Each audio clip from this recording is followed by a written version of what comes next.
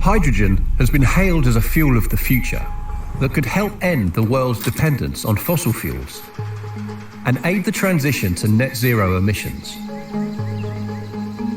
But for this hydrogen revolution to take place, some big obstacles need to be overcome.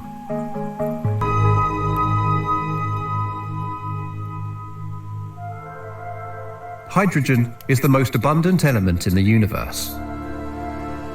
It's essential for life. The sun is mostly made of it, and it's present in almost all living things. But on Earth, pure hydrogen is very scarce. Instead, it mainly exists combined with oxygen in the form of water. So how does this abundant element get turned into a fuel that could help save the planet? First, hydrogen needs to be obtained. This is done by splitting molecules. To do this requires an input of energy.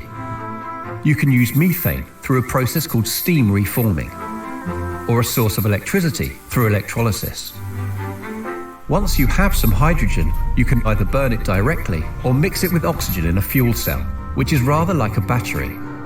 The reaction in the fuel cell produces electricity and heat, and the only waste is water. This means that as long as the energy used to produce it is sustainable, hydrogen can be a truly green fuel. NASA started using hydrogen fuel cells to generate electricity in its space capsules in the 1960s. Today, it's not just being considered as a rocket fuel in space, but also for planes, trains, and automobiles, as well as the industrial sector. The most likely early applications are going to be in heavy industry, for example, steel and cement making. These are heavy greenhouse gas polluters, and they consume lots of energy, a lot of coal in particular. This isn't the first time hydrogen has been hailed as a fuel of the future. So why has it never taken off? Until renewables existed at scale, making hydrogen required vast amounts of fossil fuel or nuclear energy, which made hydrogen both more expensive and less efficient than other ways of storing and delivering energy.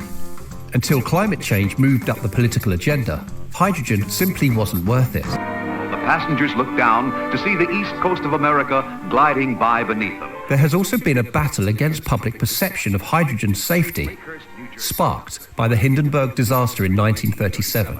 Within seconds, there was a terrific explosion aft, and brilliant orange flames formed the backdrop for a tableau of death.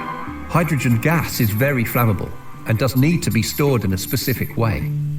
But fears about its safety are overblown. Across the world, hydrogen every day is used by industry perfectly safely. One advantage hydrogen has over batteries is that it's much more energy dense, which means that with a very high pressure storage system, it takes much less space in order to make a vehicle go any distance. If you have a hydrogen tank on board a vehicle, you can refuel quickly compared to batteries and electric cars.